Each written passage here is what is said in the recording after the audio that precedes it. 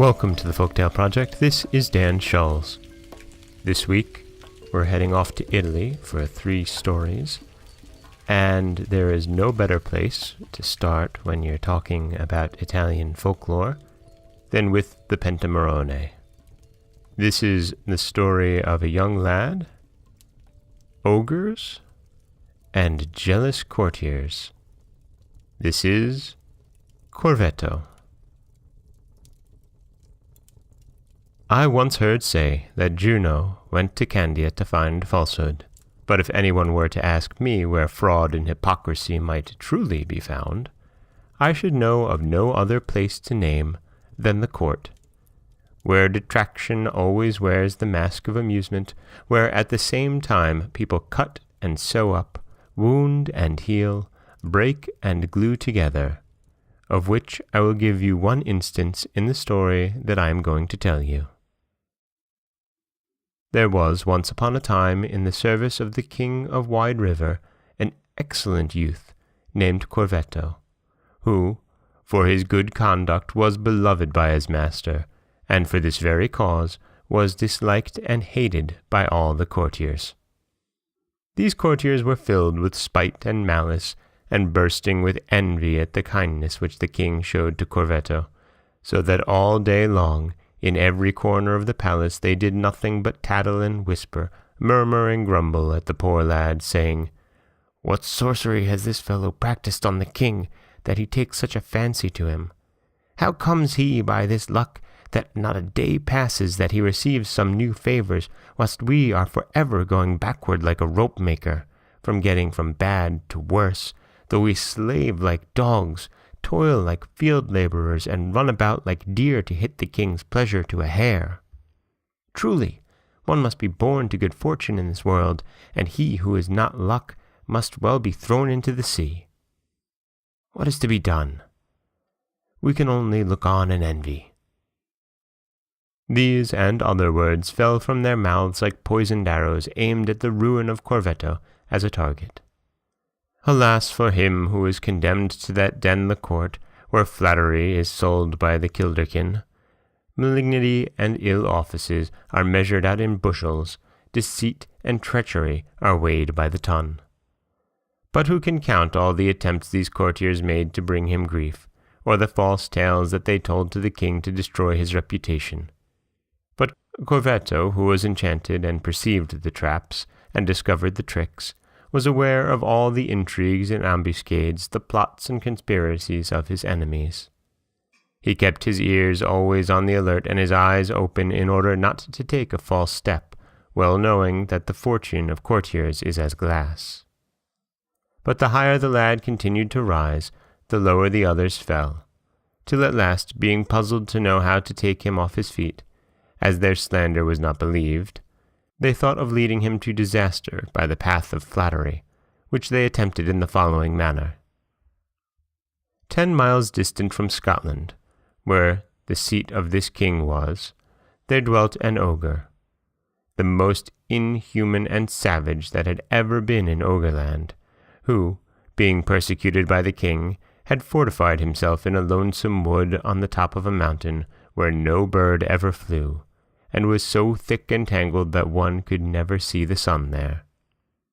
This ogre had a most beautiful horse, which looked as if it were formed with a pencil, and amongst other wonderful things he could speak like any man.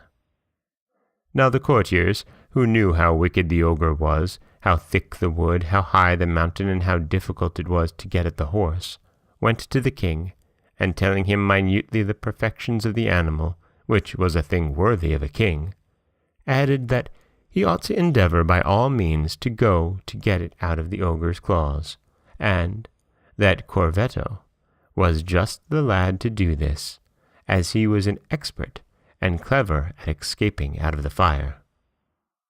The king, who knew not that under the flowers of these words a serpent was concealed, instantly called Corvetto and said to him, "If you love me, see that in some way or another you obtain from me the horse of my enemy the ogre, and you shall have no cause to regret having done me this service."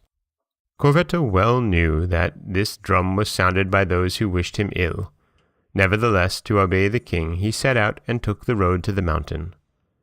Then, going very quietly to the ogre's stable, he saddled and mounted the horse, and fixing his feet firmly in the stirrup, took his way back. But, as soon as the horse saw himself spurred out of the palace, he cried aloud, "Hullo! Be on your guard! Corvetto is riding off with me!" At this alarm, the ogre instantly set out, with all the animals that served him, to cut Corvetto in pieces. From this side jumped an ape, from that was seen a large bear. Here sprang forth a lion, there came running a wolf. But the youth, by the aid of bridle and spur, distanced the mountain, and galloping without stop to the city, arrived at the court, where he presented the horse to the king. Then the king embraced him more than a son, and pulling out his purse, filled his hands with crown pieces.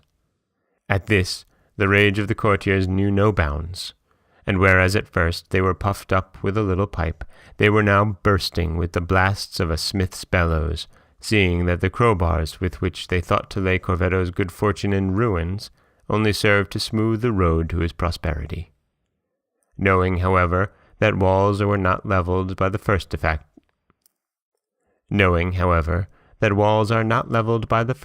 of the battering ram, they resolved to try their luck a second time, and said to the king, "We wish you joy of the beautiful horse. It will indeed be an ornament to the royal stable. But what a pity you have not the ogre's tapestry, which is a thing more beautiful than words can tell, and would spread your fame far and wide. There is no one, however, able to procure this treasure but Corvetto, who is just the lad to do such a kind of service."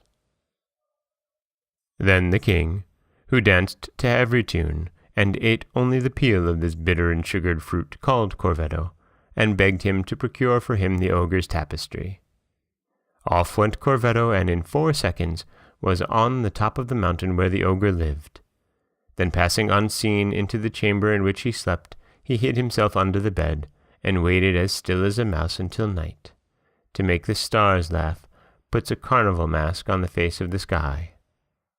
And as soon as the ogre and his wife were gone to bed, Corvetto stripped the walls of the chamber very quietly, and wishing to steal the counterpane of the bed likewise, he began to pull it gently. Thereupon, the ogre, suddenly starting up, told his wife not to pull so, for she was dragging all the clothes off him and give him the death of cold. "Why are you uncovering me?" answered the ogress. "Where is the counterpane?" replied the ogre, and stretching out his hand to the floor, he touched Corvetto's face, whereupon he set up a loud cry, "The imp! The imp! Hullo, here, lights, run quickly!" Till the whole house was turned topsy-turvy with the noise. But Corvetto, after throwing the clothes out of the window, let himself drop down upon them. Then, making up a good bundle, he set out on the road to the city, where the reception he met with from the king, and the vexation of the courtiers who were bursting with spite, are not to be told. Nevertheless, they laid a plan to fall upon Corvetto with the rear guard of their roguery, and went again to the king, who was almost beside himself with delight at the tapestry, which was not only of silk embroidered with gold, but had besides more than 1,000 devices and thoughts worked on it. And amongst the rest, if I remember right, there was a cock in the act of crowing at daybreak, and out of its mouth was seen coming a motto in Tuscan, "If I only see you," and in another part a drooping heliotrope with the Tuscan motto, "At sunset," with so many other pretty things that it would require a better memory and more time than I have to relate them. When the courtiers came to the king, who was thus transported with joy, they said to him, "As Corvetto has done so much to serve you, it would be no great matter for him, in order to give you a single pleasure, to get the ogre's palace, which is fit for an emperor to live in, for he has so many rooms and chambers inside and out that it can hold an army. And you would never believe all the courtyards, porticos, colonnades, balconies, and spiral chimneys which are there, built with such marvelous architecture that art prides herself upon them, nature is abashed, and stupor is in delight."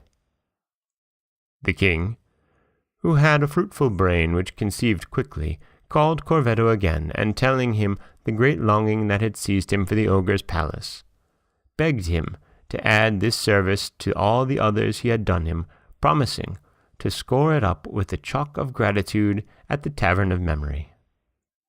So Corvetto instantly set out heels over head, and arriving at the ogre's palace, he found that the ogress, whilst her husband was gone to invite the kinfolk, was busying herself with preparing the feast.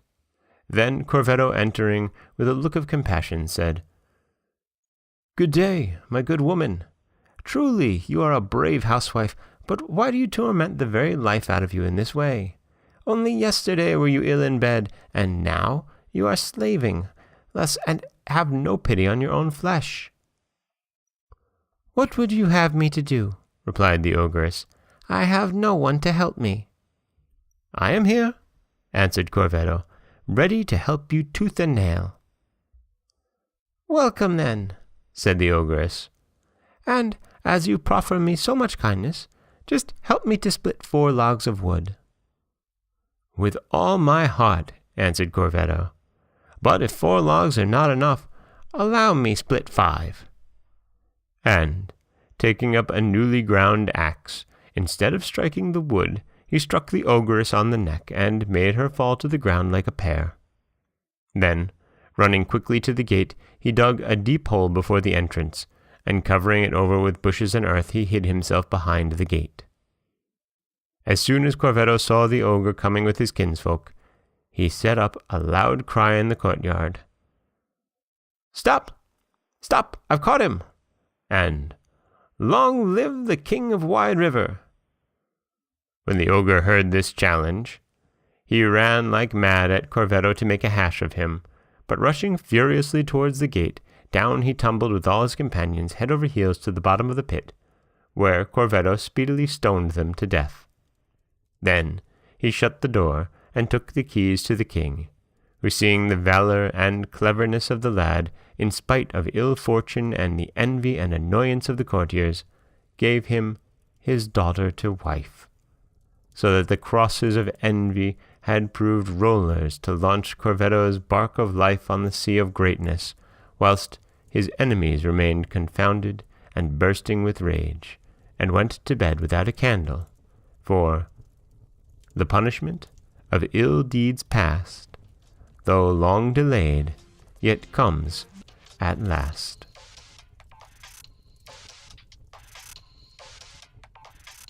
And that is the Italian folktale from the Pentamerone of Corvetto.